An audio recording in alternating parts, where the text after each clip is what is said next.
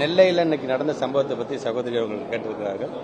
அதுக்கு முழுமையான அது விசாரிக்கப்பட்டு அதனுடைய கருத்துக்கள் வந்ததுக்கு பிறகு முழுமையாக சொல்லி இருந்தாலும் மாணவ செல்வங்களுக்கு பல்வேறு திட்டங்களை தமிழ்நாடு அரசு ஒரு 4 ஆண்டுகளாக அவர்களுக்கு அந்த ஸ்ட்ரெஸ்ஸை போக்கணும் அப்படிங்கிறதுக்காக பல விஷயங்களை கலை பண்பாட்டு கொண்டாட்டமாக இருந்தாலும் சரி, அறிவியல் சார்ந்த அந்த பிள்ளைகளுக்கு நடத்துகின்ற போட்டிகளாக இருந்தாலும் சரி, இப்படி எல்லா விதத்திலும் ஒரு பக்கம் அவர்களை நாங்கள் மேம்படுத்த வேண்டும் என்று சொல்லும் பொழுது இது போன்று விரும்பத்தகாத ஒரு சம்பவம் நடக்கும்போது உள்ளபடியே அது வேதனைக்குரியதாக இருந்து கொண்டிருக்கின்றது.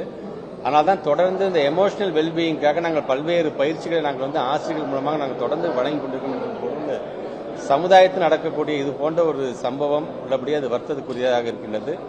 மென்மேலும் அது நடந்து விடாமல் இருக்க வேண்டும் என்பதற்காக குறிப்பாக சவுத் சைடு சார்ந்திருக்கின்ற அந்த மாணவ செல்வங்களுக்கு புதிதாக பயிற்சியை வழங்க வேண்டும் என்கின்ற ஒரு எண்ணமும் இருக்கின்றது.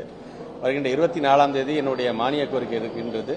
நீங்கள் கேட்கின்ற கேள்விக்கெல்லாம் அது புதுவிதமான அனௌன்ஸ்மெண்டாக கண்டிப்பாக வரும் என்பதை நான் தெரிவித்துள்ளேன்.